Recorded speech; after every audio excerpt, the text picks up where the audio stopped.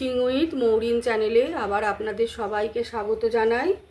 আজকে আমি একটু থোড়ের একটা রেসিপি নিয়ে চলে এসেছি। খুব ঘরোয়া রেসিপি, থোড়ের ঘন্ট করব।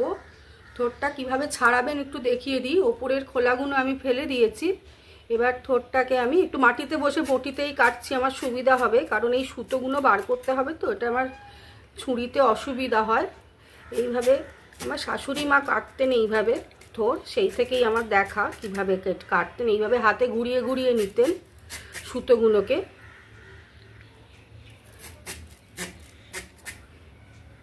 এইভাবে আপনারা হাতে সুতোগুলো ঘুরিয়ে নেবেন।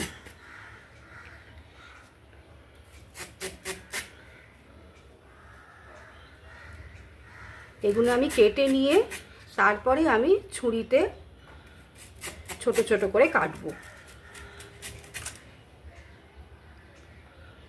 এইভাবে সুতো দিয়ে সুতোগুলোকে বার করে নেবে। দেখুন হাতে আমার সমস্ত সুতোগুলো উঠে এসেছে, যা সুতো আছে। এই যে এইভাবে এইগুলো ফেলে দিতে হয়।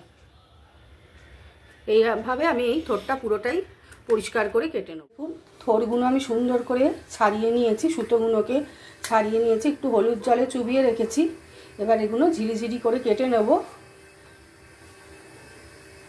এবার আমি এগুলো ছুরি দিয়ে দিয়ে ছোট ছোট করে কেটে নেব।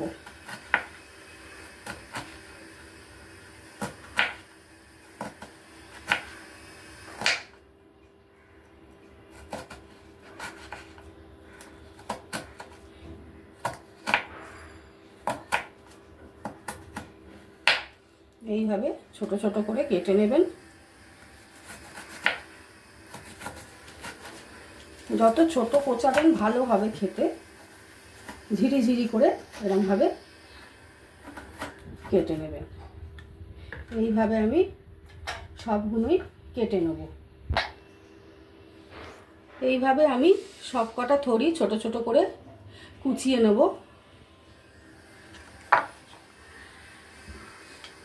এখন তো মানুষের এইসব রান্না করা ভুলেই যেতে বসেছে,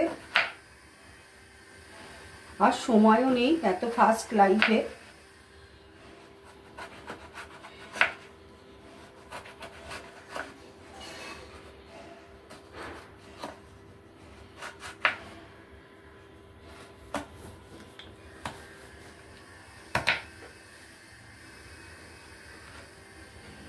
এই দেখুন এরকমভাবে ছোট ছোট ছোট ছোট করে কুচিয়ে নিতে হবে।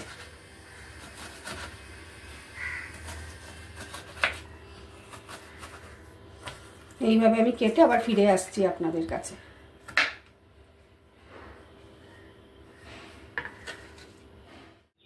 দেখুন সব থোড়গুলো আমি ঝিরঝিরে করে কেটে নিয়েছি। এটা আমি হলুদ জলে চুবিয়ে রেখেছিলাম বলে একটুও কালো হয়নি। এর মধ্যে আমি নুন দিয়ে দেব।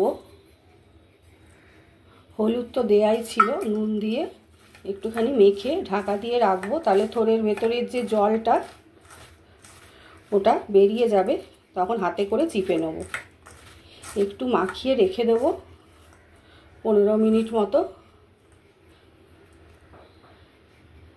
তারপর আবার ফিরে আসছি। দেখুন থোড়টা আমি 15 মিনিট নুন দিয়ে চাপা দিয়ে রেখে দিয়েছিলাম। এবার আমি এটা হাতে করে করে চটকে নেব। অনেকে এটা কুকারে স্টিম দেয় বা ভাপিয়ে নেয়, আমি ওসব করব না কিছুই, কারণ লাগে না করতে। থোড় নরম, একটু নুন দিলেই মজে যায়। ভালো করে চটকে নিয়ে যে জলটা বেরোবে একটু জলটা ফেলে দেবো।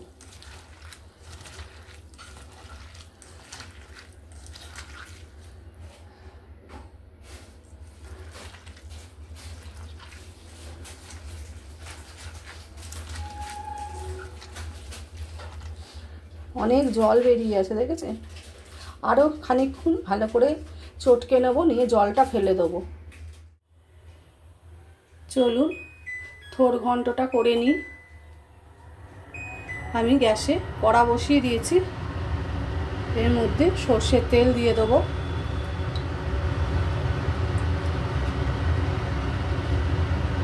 থোড়ের ঘন্টতে অনেকে আলু দেয়, অত আলু সবসময় ভালো লাগে না রান্নায়, সেই জন্য আমি দিই না।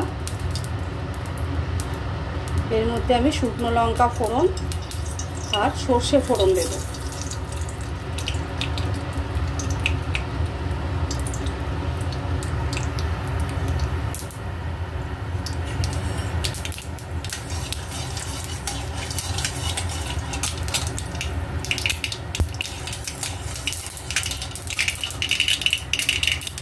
এদিকে তো আপনাদের দেখিয়েছি আমি থোড়টায় জল ঝরিয়ে নিয়েছি, একটু নুন মাখিয়ে আর হলুদ মাখিয়ে রেখে দিয়েছিলাম। এইবার আমি থোড়টা এর মধ্যে দিয়ে দেবো। খুব সিম্পলভাবেই করব।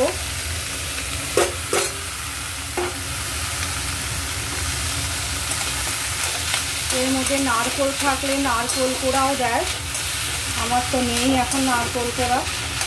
খুব ভালো হয় নারকেল কোড়া থাকলে আপনারা দেবেন এর মধ্যে।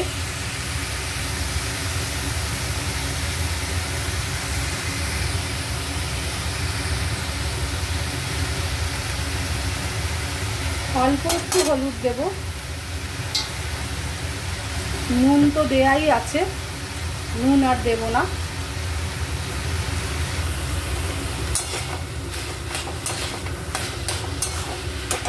নারকেল কোড়া বড়ি সবই দিতে পারে, খেতে ভালো লাগবে।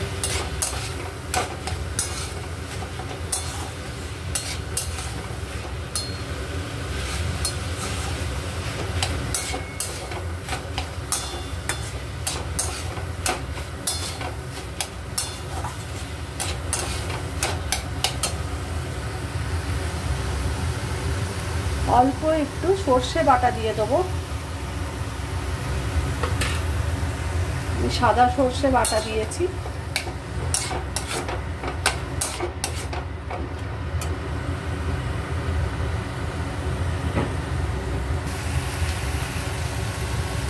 দেখুন আমার থোড়ের ঘন্ট প্রায় রেডি হয়ে গেছে। আমি অল্প একটু চিনি দিয়ে দেবো।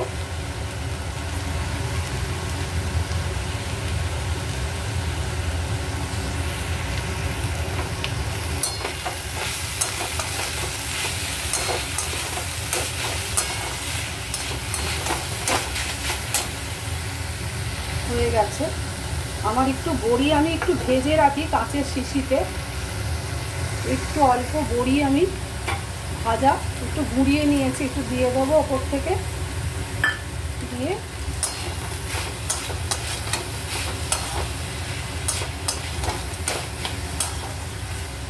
দেখুন আমার থোড়ের ঘন্ট একদম রেডি হয়ে গেছে। আমি গ্যাসটা এবার অফ করে দেবো।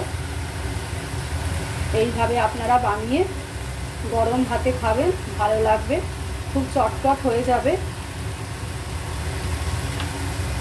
গ্যাসটা অফ করে দিলাম।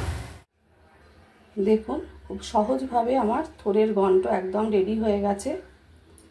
যদি আমার রান্নাটা ভালো লাগে লাইক শেয়ার কমেন্ট করে দেবেন। ভালো থাকবেন, সুস্থ থাকবেন। আমি নেক্সট আবার নতুন রান্না নিয়ে আপনাদের কাছে ফিরে আসছি। টাটা।